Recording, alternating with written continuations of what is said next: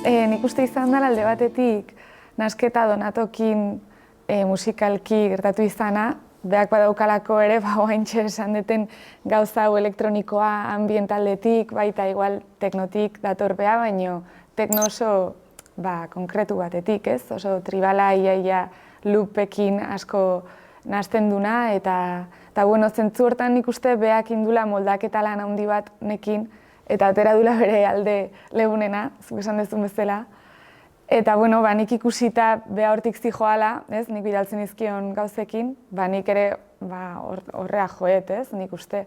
Eta bueno, badaude gauza ilunagok ere albumean, baino nik uste bai gehatu dela gauza bat oso baita, nire ustez Italiakin harremana daukana, Italiako argiakin, estetikakin, eta goxetasun horrekin harremana daukana. Bai, bueno, diska dago egina Donatotzirekin, orduan hori da konexioa handiena, ez?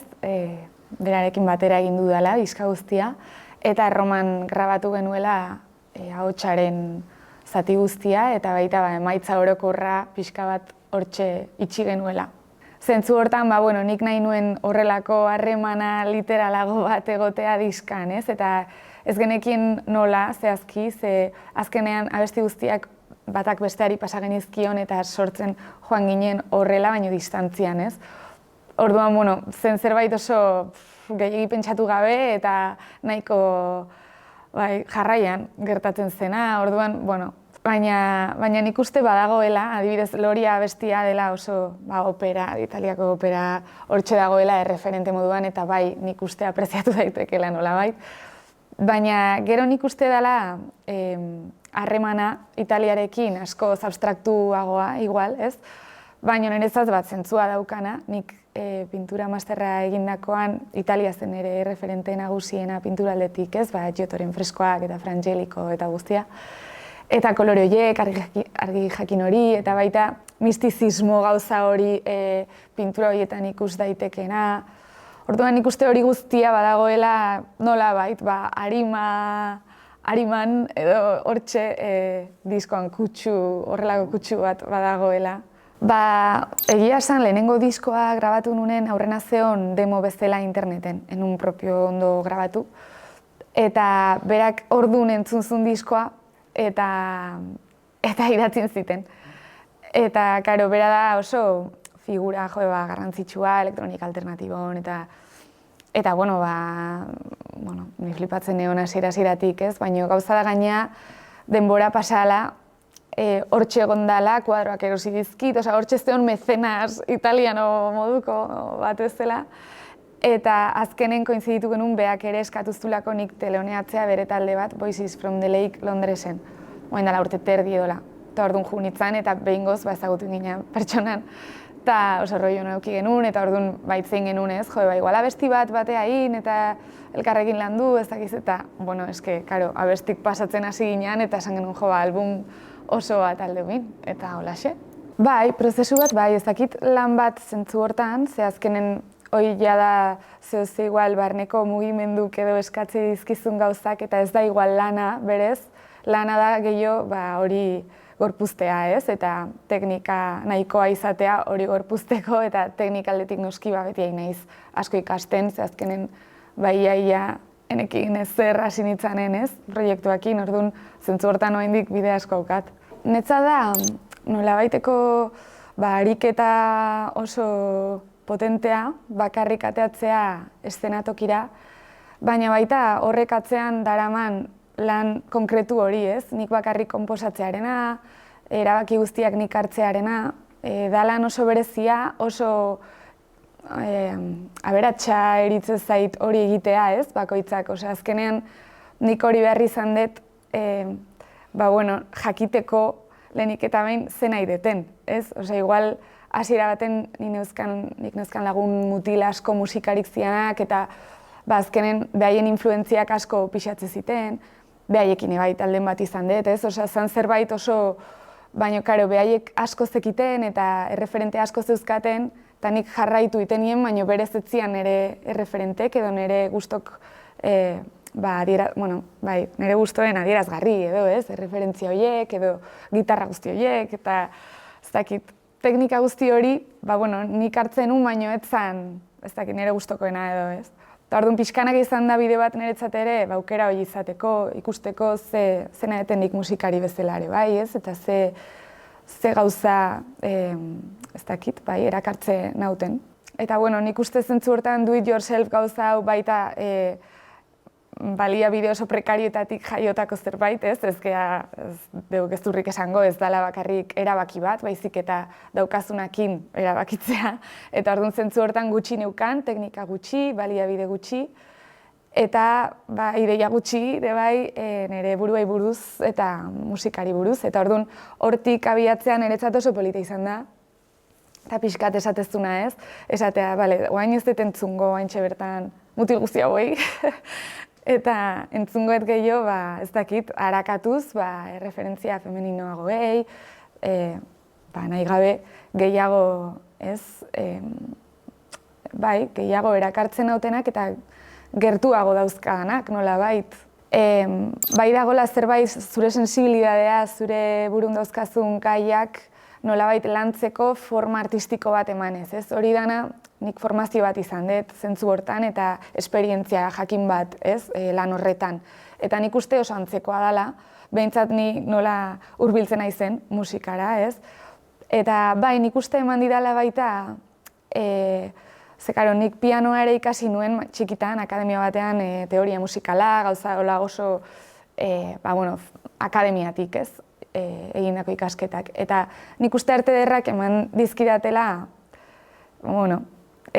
beste baliabide batzuk, abstraktuagoak, ezain zehaztasun teknikotik abiatu gabe, musikalki, esan nahi dut, teoria musikaletik abiatu gabe, baina bai nolabait teknika ere badirenak, eta dela azkenean forma jakin bat, bilatu struktura bat, harmonia edo ez harmonia, baina kontrasteak, hori dena azkenean berdina da, ez?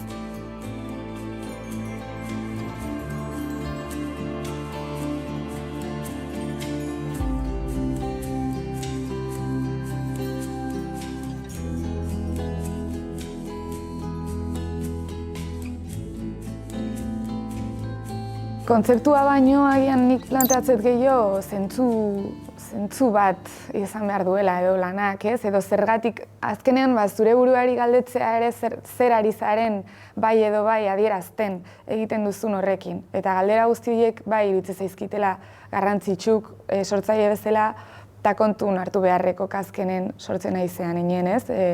Zehai naiz esate jatenen adibidez, arropa dena zaintzezu, arropa, estenografia, eta pentsatet, eske naiz eta zuk pentsatu ez dezula hori erabakitzen naizea, ez? Osea, esan nahi aizea zerbait erakusten eta guzti hori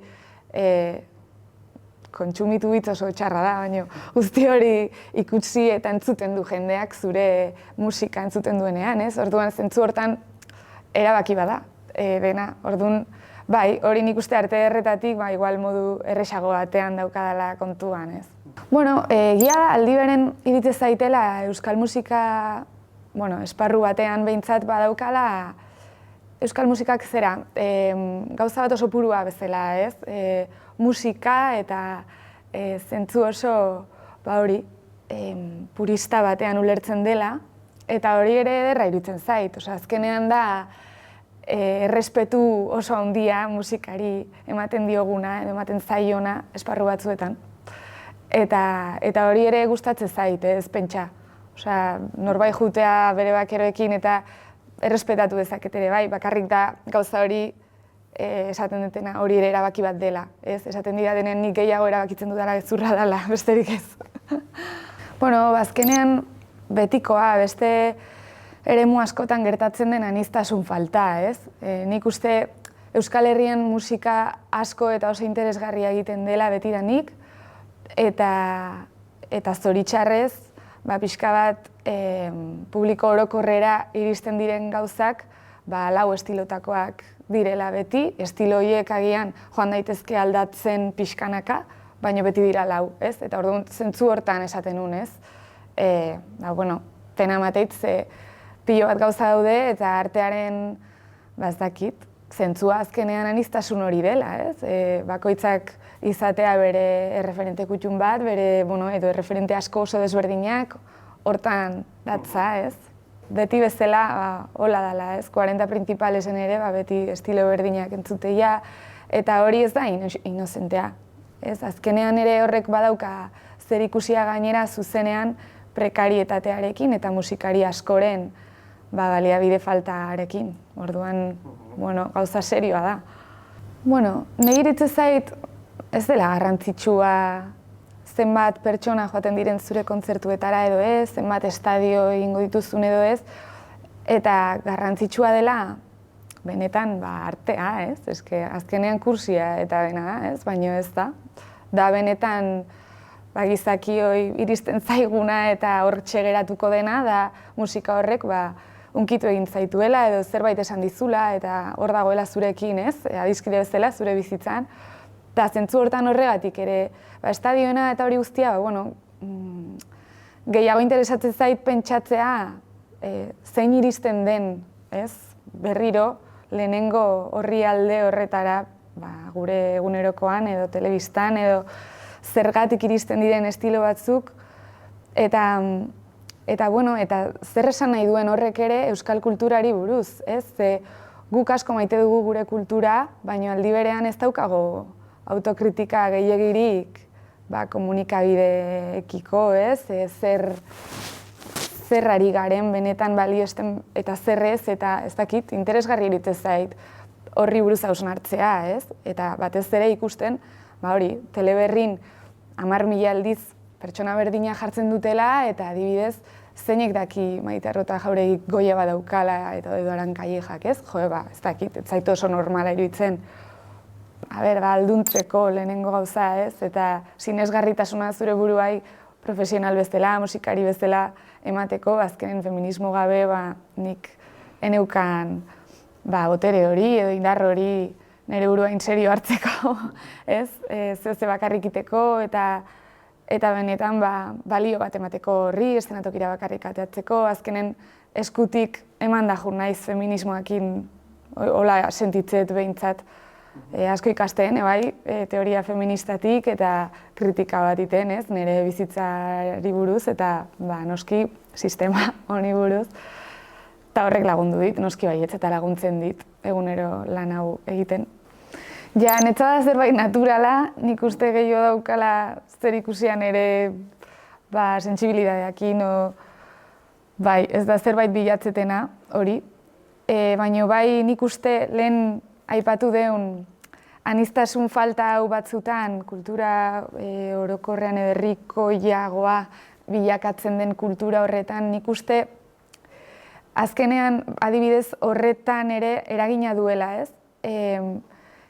Batzuetan arraroa iruditzen zaigu edo geldoa, edo, ez ohikoa gauza batzuk azkenean hori direla, baina ez dizkigutelako jartzen. Eta horretarako ere garrantzitsua da, ez?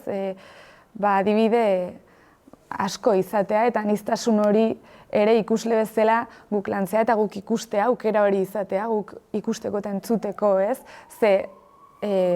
Gizakia ez da gauza bakar bat eta ez dauka erritmo bakarra eta ez du sentitzen bakarrik gauza bat eta modu batean, baizik eta horretarako aukera eman behar zaio ere, artearen bidez nik uste asko, hori, ulertu dezakegula, asko ikusi dezakegula, bizitzari buruz, lagundu aldigula, ez dakit, eta aniztasun hori beharrezkoa da horretarako, bizitza anitza delako, ez? Eta zentzu hortan, geldotasuna eta delikatua dena, goxotasuna hori dena, nik uste berez niri adibidez ateratzen zaidala, sentsibilidadea hortik garatuagoa daukalako edo analakoa izaeragatik, baino horri nik balio ematea, lekua ematea profesionalki gauza bat sortzea hortik, hori da nik intelektualki lan bat egin dudalako horri balioa emateko eta horri duintasuna edo legitimidade bat emateko ikusle bezala ja hasieratik, ez?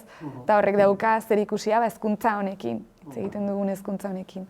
Beti gustatu izan zait hasieratik arakatzea modu delikatu bat edo gauza zaurgarri eta delikatu batetik gauza erradikalak sortzea, ez? Beti interesatu izan zait eta hori pixka bat esploratzea. Eta nik uste zentzu hortan orain batean, badira 3 abesti edo diskan letrek diotela zerbait askoz ezain intimista, baizik eta hori politikoagoa edo aldarrikapen jakin batzuk daude letra horietan eta kolektibotasunari buruz hitz egiten dute eta interesatzen zaite hori modu propio batean egitea edo modu bortitza izatea, baina nola izan zaitezke bortitza beste lenguai batzuetatik, ez bakarrik gauzak apurtuz, baizik eta apurketa ere izan daitekeela ezain evidentea,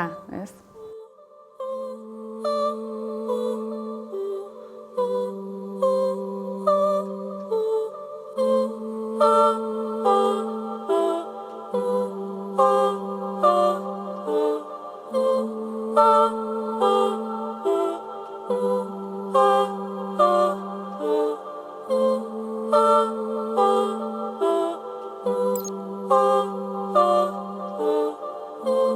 Oh